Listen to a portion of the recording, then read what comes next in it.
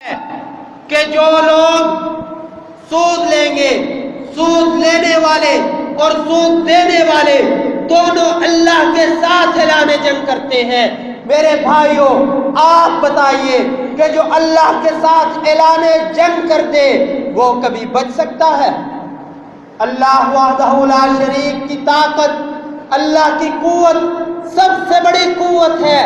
نواز شہباز کی بادشاہت یہ جمہوری بادشاہت ہے، اگر اللہ چاہے تو آج ہی ان کو ذلیل و رسوا کر دے۔ ان کی حکومت کے اندر پچھلی بار بھی ہمارے علماء نے یہ پیشکش کی تھی کہ آپ سود کو بند کر دیجئے، ہم آپ کو غیر سودی نظام دیتے ہیں، غیر سودی نظام دیں گے، پاکستان کے قرضے بھی ختم ہو جائیں گے، پاکستان ترقی بھی کرے گا۔ لیکن انہوں نے پچھلی حکومت میں بھی سٹے لے لیا تھا۔ سود خوروں نے، یہ سود خور آج حکومت میں ہے، تو ایک جسٹس کی یہ ہمت ہو گئی کہ اس جسٹس نے یہ کہنا شروع کر دیا کہ کوئی سود لیتا ہے لیتا رہے، اور اگر کوئی نہیں لیتا وہ نہ لے، جو سود لیتا ہے اس کو اللہ پوچھے گا۔ ایسے ملکوں کا نظام چلا کرتا ہے۔ جو تمہاری بہن سے زنا کرے گا اس کو اللہ پوچھے گا، جو تمہاری بہن کو اٹھا کے لے جائے گا اس کو اللہ پوچھے گا، جو تمہارے بچوں کو قتل کرے گا اس کو اللہ پوچھے گا۔ اور بغیر تو تم پھر کیا لینے کے لیے عدالت میں بیٹھے ہو؟ عدالتوں کے اندر تم کیا لینے کے لیے بیٹھے ہو جب ہر کام ہی اللہ کے اوپر چھوڑنا ہے؟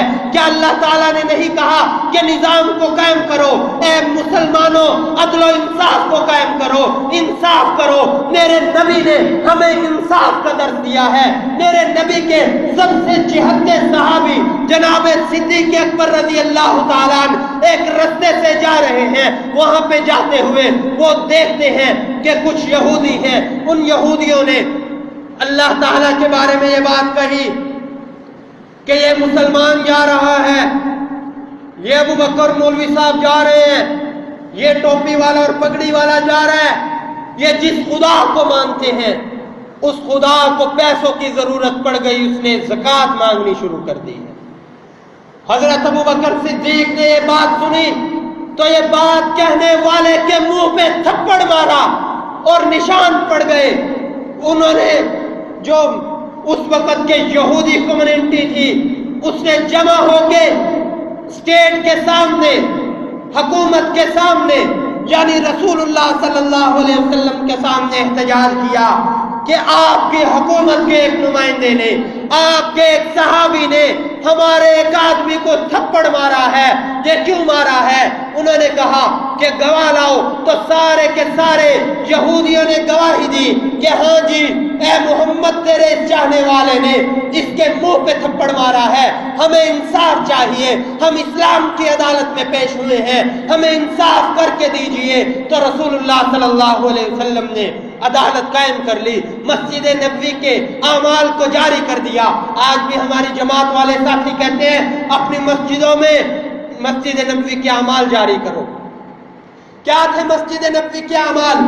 وہ عدالت بھی تھی، وہ جہاد کی ٹریننگ گاہ بھی تھی، وہاں پہ گھوڑ دوڑ بھی ہوتی تھی، وہاں پہ ہر قسم کے اسلحے سے اس وقت کے وہاں پہ وہ اسلحہ چلایا جاتا تھا۔ یہ مسجد نبوی کے اعمال تھے۔ آج اگر کسی مسجد میں مسجد نبوی کے اعمال ہونا شروع ہو جائیں تو سب پریشان ہو جائیں گے۔ تو مسجد نبوی کے اعمال جاری ہوئے اور ایک عمل یہ شروع ہوا کہ رسول اللہ صلی اللہ علیہ وسلم نے عدالت لگا لی اور ابو بکر کو کٹہرے میں کھڑا کر دیا۔ حضرت ابو بکر صدیق رضی اللہ تعالیٰ عنہ سے کہا کہ اے ابو بکر تو کٹہرے میں آ، تو بتا تو نے اس کو تھپڑ مارا؟ حضرت ابو بکر صدیق نے کہا کہ یا رسول اللہ میں نے اس کے منہ پہ تھپڑ مارا ہے، اس نے اللہ کی توہین کی۔ یا نبی اللہ میں آپ کی توہین اور اللہ کی توہین برداشت نہیں کر سکتا، اگر میرے ہاتھ میں تلوار ہوتی تو میں سر قلم کر دیتا۔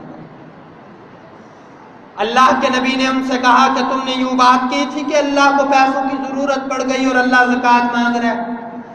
وہ مکر گئے جھوٹے، انہوں نے جھوٹ بولا کہ ہم نے یہ بات نہیں کی، ابو بکر نے تو ویسے ہی تھپڑ مارا ہے، اس کو تو ویسے ہی ہم سے چڑ ہے۔ تو حضرت ابو بکر صدیق کو اللہ کے نبی نے کہا کہ ابو بکر جاؤ جا کے گواہ لے کے آؤ عدالت میں، بغیر گواہی کے معاملہ جو ہے وہ نہیں چلے گا۔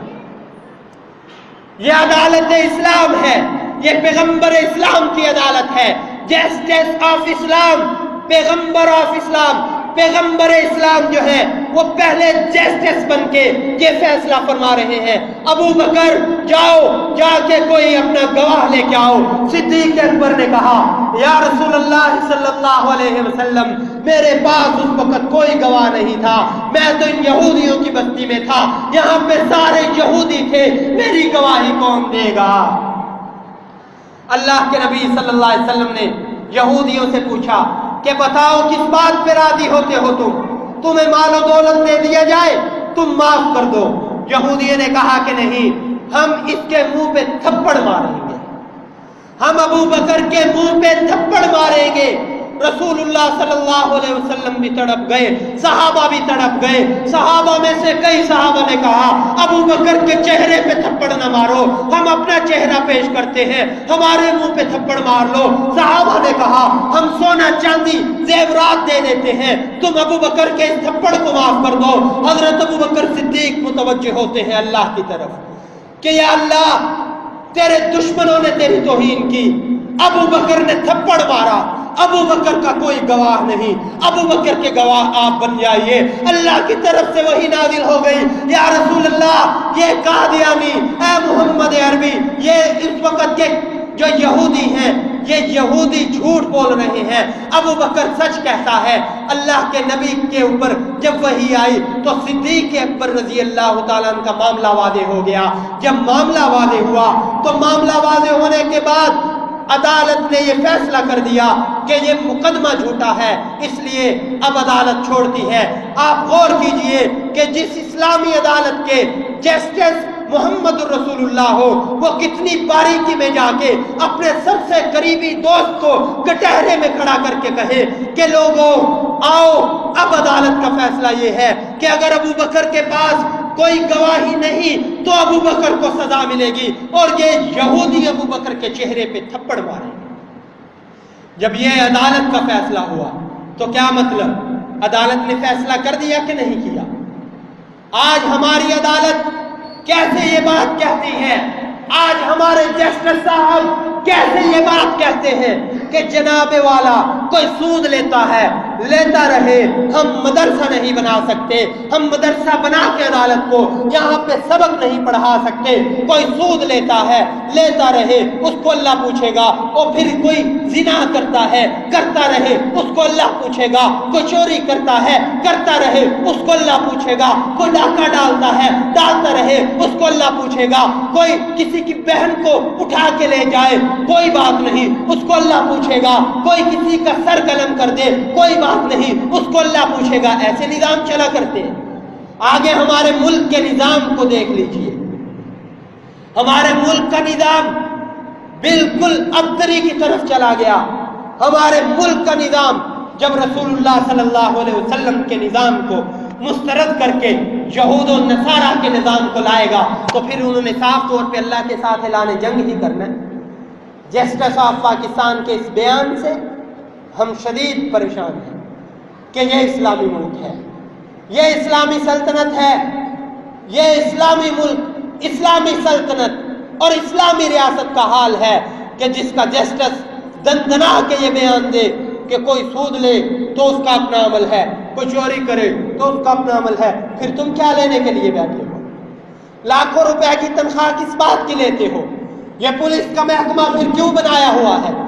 پولیس کے محکمے کو بھی ختم کر دو، انسداد دہشت گردی کے سارے محکموں کو ختم کر دو، کیونکہ ہر کام ہی اللہ نے کرنا ہے۔ خدا کے بندو، اللہ وحدہ لا شریک نے تمہیں یہ ملک دیا، اس طرح کی حرکتیں کر کے اللہ کی اس نعمت کی ناشکری نہ کرو، اللہ تعالیٰ کی اس نعمت کی ناقدری نہ کرو۔ مجھے اس بات پہ بھی افسوس ہے اور ہونا چاہیے کہ ہمارے سارے ساتھی جو ہیں وہ ہر مسئلے کو سیاسی مسئلہ سمجھتے ہیں، ہر بات کو سیاسی بات سمجھتے ہیں۔